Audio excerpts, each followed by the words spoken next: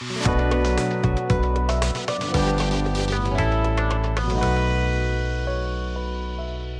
to the Art of Semi-Fiction. I am Robynne Miller. And I'm Jane Daly. And we are going to be talking today about free writing. Free writing. That Free sounds writing. fun. It is fun. And it has a great application in both semi-fiction. Semi-fiction is the whole thing. Fiction and nonfiction. It has a great application. Well, let's talk about how that's going to work.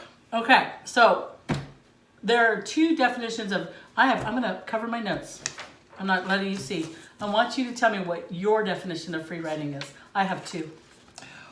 My definition of free writing is writing where you take well, for me, it would be to take a picture, see a picture, and to write something about that without stopping for, set your timer, 10 minutes, and just write what comes to mind. Just kind of an info dump. Doesn't have to be good, doesn't have to make sense, just write. So for you, there's a picture involved, a time limit, and go. Yes. I like that. That's one of my two, although I just thought of a third. One of mine is writing without a goal, just generally loose. It's just sitting down and letting whatever come, not thinking about a picture, just writing. Mm-hmm. So writing without a goal, and it can be a time limit. You can just start. You can just write until you're done writing. Just literally sitting down and not saying, today I'm going to write a chapter on, or I'm going to work through this scene, or whatever. Just literally going, I'm sitting down, putting my fingers on the keyboard or pen in hand and going. And the other one is kind of between that one and your one, I think. Okay. It's a little bit, no, actually it's on the other side of yours. This is on the far side. It's writing to a stated and specific goal for a defined period of time. And what I mean by that is, because again, we do a Christian writers retreat in Lake Tahoe every year. And one year we did a free writing exercise, just as kind of a fun thing we do. You know, we're all hanging out in Lake Tahoe a little bit. And I showed a picture of a house. And the parameters were the timer, which you talked about earlier, but I also, it was kind of a dilapidated house, and I said, write as if that was your childhood home, and you couldn't wait to get out of it. Now describe it. I said, how I said is describe that house, but with that in mind. So those were the parameters, and everybody wrote furiously for the 15 minutes, and I said, okay. Now you're going to describe that house, the same dilapidated, old house, kind of neglected. Now you're going to write a description of that house as if it was the house that you had the best childhood anybody could possibly have. So those were all the parameters. So in your example, you just said there's a picture. I'm going to write whatever comes from that picture.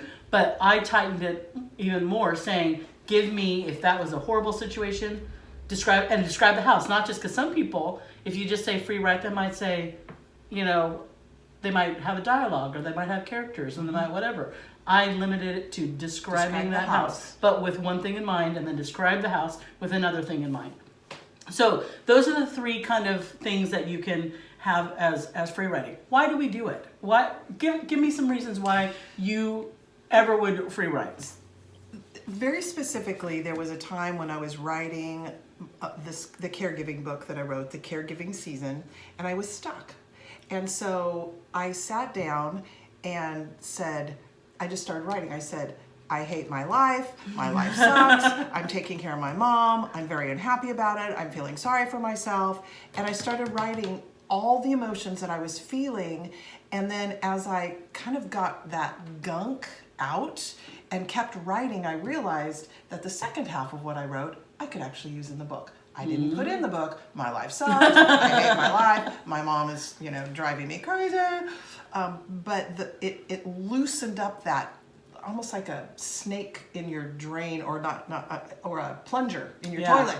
Yeah. It got rid of that clog. Yeah, it was an emotional dump.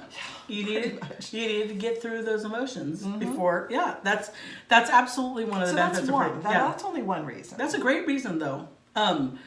Some people do it as like because you are a morning person. I think we've established in our relationship, we are like the odd couple, pretty much. Look at her trendy little hair. You can't see this on the podcast, but if you go to our video podcast on YouTube, you'll be able to see her cute little trendy hair, and she's got good posture. I always say she's got freakishly good posture, and I'm just kind of, round. And I'm the morning person. Round, and I'm not. Yeah. Right? So we're kind of an odd couple, but there are people who, like you, who write in the morning. You'll get up stonking early, go to your little spin class, and then come back, and at 6 o'clock you're writing for 2 hours. Okay, yeah, that would not work for me at all. I'd be like high-fiving you on my way to bed. Right. When you're waking up. That's pretty much how we work, because I'm definitely a night person. I can work on a few hours of sleep as long as those few hours are not from like 8 to 11 at night. I cannot get up early, but I can go to bed late and work on not much sleep. But my creative juices happen at night. But a lot of people use this as their cup of coffee. Mm-hmm. So it's they're up and they want to be, and they're able to write. I would be, my kids know. All 4 of my children knew. I wasn't mean in the morning. I wasn't grumpy. It's just like I needed to be quiet. I needed to shh. Let's ease into the day.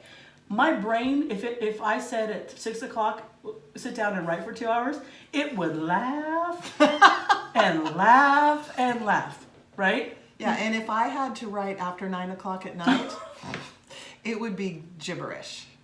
What we really need to do with our friendship, we really need to live in like different time zones of like countries, so that your morning and my late night are somehow the same, so that we can collaborate better. Well, that would be better. Because right now there's just no, because my best stuff happens after 11 o'clock at night. Oh, 11 to 3. My best sleep happens after 11 o'clock at night. 11 to 3 is like my golden hours. I mean, it really is. For me too. But even then, I mean, some people do use free writing in the morning to just, get the juices flowing. It's kind of like the breakfast for your brain. Anytime that you're writing, if you're sitting down to write and you're thinking, I am so stuck right now. Yeah. Free writing is a great way to get unstuck. Absolutely. Even if you're a great, very prolific writer, there are times where you're going to be stuck and you're going to need something to get that creative juice rolling. Absolutely. I also, so we've got unstuck, we've got limbering up your kind of mind, get ready for your real writing. We get the emotional dump, so that sometimes our emotions are blocking us from writing. So all those are great reasons. There's no wrong reason to free write. Free writing is always good. It's kind of like exercise. No exercise you do is bad, right? Unless you're hurting yourself. But there's no exercise that you're going to say, well, yeah, that might be more beneficial than this, but you're walking. You don't need to climb a mountain. It's kind of the same thing. But there are actually some really good practical reasons for free writing. Okay. Some really good, let's do this for a particular reason. One of them is to see if you're having trouble in a scene, for example, and your character, writing it from one character's point of view, whether that's narrative, so whether it's memoir, created nonfiction, and you're the character, or you're writing in fiction, and that it's just not working for whatever reason. There's like something lurking in the room of your scene, and you don't know what it is. A good exercise is to write that scene from another point of view. Oh, that's a good point. And not necessarily that you're going to use it, but to find out what's going on. So like if I'm stuck with my main character who's the female, and she's having trouble and I can't get through it, write the scene as if her husband was walking through the door. Or her kid, or her neighbor, or whatever. Okay. Something so that you're seeing it from a completely different point of view. And of course, as soon as you do that, your perspective shifts, because it's like a camera angle. Instead of looking through the eyes of your main character, whether that's you or someone else, you're observing. Mm-hmm. And as soon as you make that switch, you notice different things. And if you then say, I'm going to just describe this same scene, and see what that other person might notice, what that other person might see in the face of the character you're struggling to write.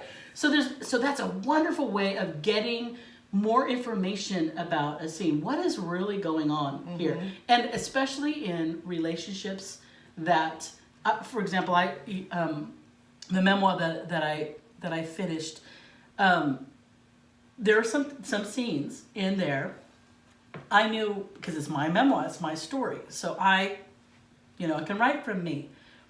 but I realized that my mom was coming off. I mean, my mom was a very complicated woman, as we all are. My mom was a complicated woman. She had abuse in her childhood. There was a lot of horrible things that made up her, and she was very complicated. But when I wrote her, she just looked horrible. I mean, she just looked awful. And I loved my mother. My mom was a broken woman, and she had a lot of issues, but she had a lot of wonderful qualities. And I didn't want to, in the telling of my story, I didn't want to end her like anybody's good, memory of her. I didn't want to do that. So when I had a scene that I was just writing from my perspective, it just came out too ugly. So like Cruella de Vil or something. Kind of. I mean, it made her just seem like she had a gin and tonic in one hand, a cigarette in the other, and just was a mess. And sometimes she drank tea. So I mean, that was a lie. So what I did there, in realizing that I couldn't write her in a way that was truthful, so I didn't want to paint her as the Partridge Family mom or something, I wrote some scenes from her perspective and tried to get inside her head. Why did she do that? Why did she say that to me? And it was like, I'm writing it going, I had never thought of that. I had never looked at that from my mother's point of view. And it just gave me I've always loved my mom, but we had some daughter stuff and yes, Don't we all? Yes. And because she had a lot of abuse and horrible things, and my childhood was very traumatic. One of her husbands was extremely abusive. So we had some real broken stuff. And, but it just gave me a new love for her. And so when I wrote her, I was able to write her, I hope, as a far more complex character, instead of what it came across as she had checked out of motherhood kind of thing. And she really hadn't. She was just struggling with it. She was doing the best she could. So and you realized that through the free writing of her from her perspective. Exactly. Oh, that's an excellent tool. So helping you to understand your characters and the relationships, and even fictional characters. If you're stuck and you feel like their dialogue is kind of stuffy, or they don't seem to be connecting, or there's you're trying to get them to have some conflict, but they just seem like buddy, whatever it is. There's a lot of things you can do. You can write a scene from a completely different point of view, so a different gender. You can write from a bystander. What would a bystander say if they saw my mom and me having a conversation, or kind of a thing, or from a different emotional perspective. So I'm writing the story of my childhood in this memoir. Sections of it were backstory about my childhood, but I'm also Robynne the grown-up, Robynne the happily married, mother of 4. So I had to, at some points I'm like, what did 4-year-old Robynne think? What was 4-year-old Robynne's emotional reaction to that? And to try to peel away all the things when I would write that were old Robynne looking at young Robynne was important. And this is a really important way to discover your voice. And I know we're going to probably talk about that in a future podcast, but part of discovering your voice can be taking a scene and writing it from a different person's perspective. Exactly. So you see somebody walking down the street with a cane, and somebody trying to help them across the street. So you can write it from the person with the cane, from the person who's trying to help them, and from somebody who's watching. That really helps you discover your voice. Absolutely. So it's not a wasted exercise, or it's not just a one-dimensional exercise. And that exercise that you just talked about, writing the same scene from 3 different perspectives, tell you where's the best angle. I mean, if you think of yourself as a filmmaker, right, they're always constantly saying, where is the angle that's going to get that best view and encompass the most information about this scene. So as a writer, we need to do that. We don't need to just think linearly. We're always going to be in the first person, or whatever it is we've chosen. You can kind of play around with it and figure out how is this story best told. So that's another great practical application. I know that we've talked about your 2 nonfiction books that you've written. You've written your novel writing as well. And all of them have some aspects of difficult subjects involved. Right. Have you at any point felt stuck anywhere and you needed to free write? Have you ever felt like you've come to a wall that you just think, Well, you just said one, didn't you? You said That was the one- one with your mom and your that one. But what about your novel? Have you ever felt like I'm either so emotionally involved or I'm just struggling with something, so I'm going to take it from a different angle for a minute, and you got a little bit of a reprieve, you got a little Not bit of yet. insight? Not yet. Well, maybe you need to. I think I'm going to do that as soon as we're done with this podcast. Well, I mean, truly, because here I'm stuck feeling like I don't even know where this thing is going. And maybe just taking some time to free write will give me the insight. I help clear the brain. I mean, as writers, we get a lot of stuff rolling around in there. Yeah. There's not only the writing and where's it going and what am I writing about, but it's also the pressure to perform. I don't know, I put a lot of pressure on myself. Well, I have to have this book finished by the end of November. Well, it's the end of January now, and I still haven't finished it. So yeah, it's that pressure, and that I think it muddies us. I think Whereas it's free writing absolutely can maybe help that stream of creativity flow a little bit better. And I think another practical thing it does is we forget.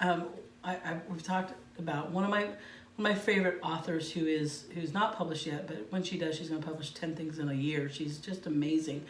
But when she first started writing, she writes in literary fiction, and her kind of forte is description. And oh my gosh, you could just take a bath in them. They were just rich and delicious and gorgeous.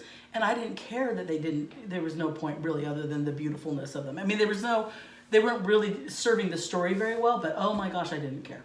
I so didn't care. They were so beautiful.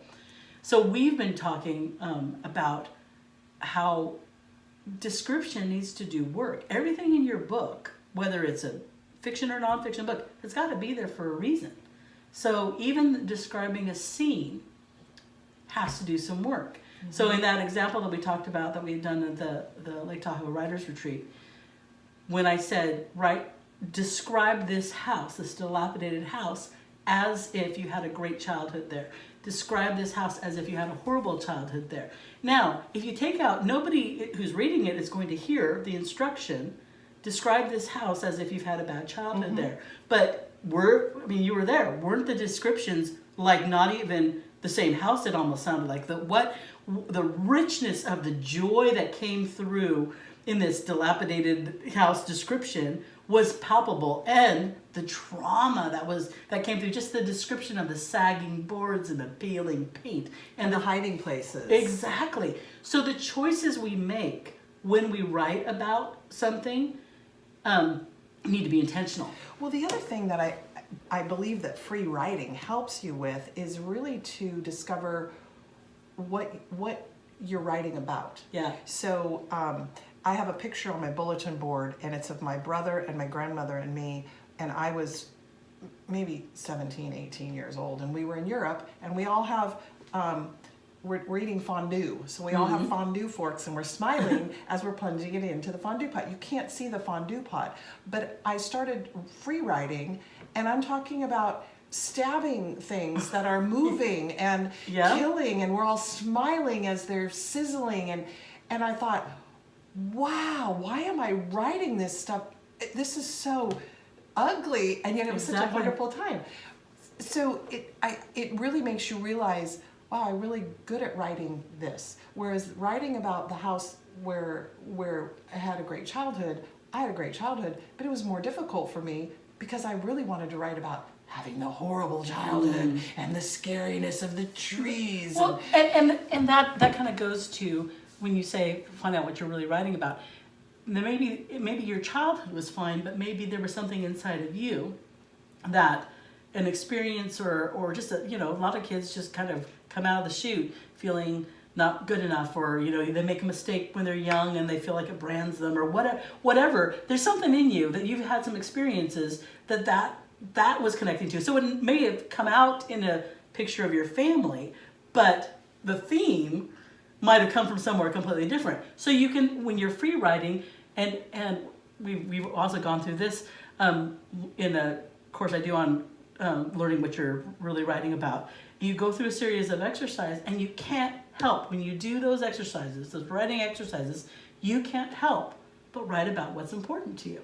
it comes to the surface. So that's another practical reason for doing some Free writing. Some free writing. What are you writing about? What are you writing? What are you good at? And yes, and what Because I don't tend to be good at writing happy and light. I've had a happy and light childhood. Why am I not good at writing happy and light? because there's something in you. Something broken. Something There's broken. something broken. But there's some event that it's important to you. It's a theme. For whatever reason, it's a theme that you feel strongly about. And so that doesn't mean you didn't have a happy childhood. It means that you, when you write about anything, those themes are going to come out. There's going to be something in you that wants to explore that side. So I feel like free writing seems to be, some people think it's just a waste of time. And I have to say, when I first started writing, because I had the 4 kids, I had the special needs kids, I had a very full life, lots of therapists and lots of, things with my kids that had medical issues and things. I thought, if I'm going to write, I'm going to write efficiently. I'm going to know exactly. I'm not going to waste time on fluff. Yes. And I'm going to write the final draft as the first draft, and it's all going to be good. I now find that free writing helps me to write more efficiently and learn more about my characters, learn more about what I really want to write about, what I really want to say, gives me the best angle to write from when I explore different angles. All of that happens when I free write. So my writing is actually faster and better when I take the time to free write. So whether you're writing fiction or nonfiction, I think it's a great tool.